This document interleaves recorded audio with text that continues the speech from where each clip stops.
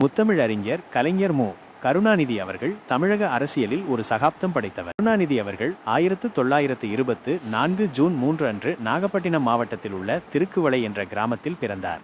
அவரது இயற்பெயர் தட்சிணாமூர்த்தி. பள்ளி பருவத்திலேயே நாடகம், கவிதை, இலக்கியம் ஆகியவற்றில் அதிக ஆர்வம் கொண்டிருந்தார். 14 வயதிலேயே நீதிக்கட்சித் தலைவர்களின் பேச்சால் ஈர்க்கப்பட்டு அரசியலில் ஈடுபட்டார்.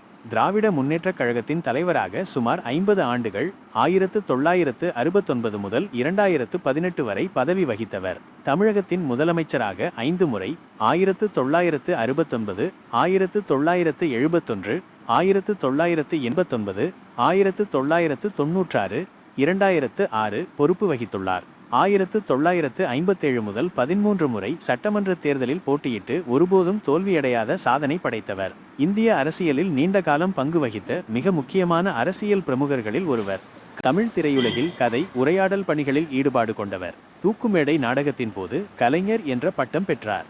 75க்கும் மேற்பட்ட திரைப்படங்களுக்கு கதை, திரைக்கதை, வசனம் எழுதியுள்ளார். 15 நாவல்கள், 20 நாடகங்கள், 15 சிறுகதைகள் மற்றும் 200க்கும் மேற்பட்ட கவிதைகளை இயற்றியுள்ளார். உடன்பிறப்பே என்ற தலைப்பில் 7000க்கும் மேற்பட்ட மடல்களை எழுதியுள்ளார்.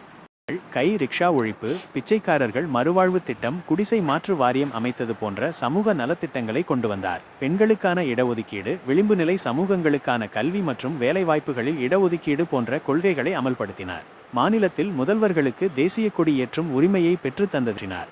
மறைவு கலைஞர் மு.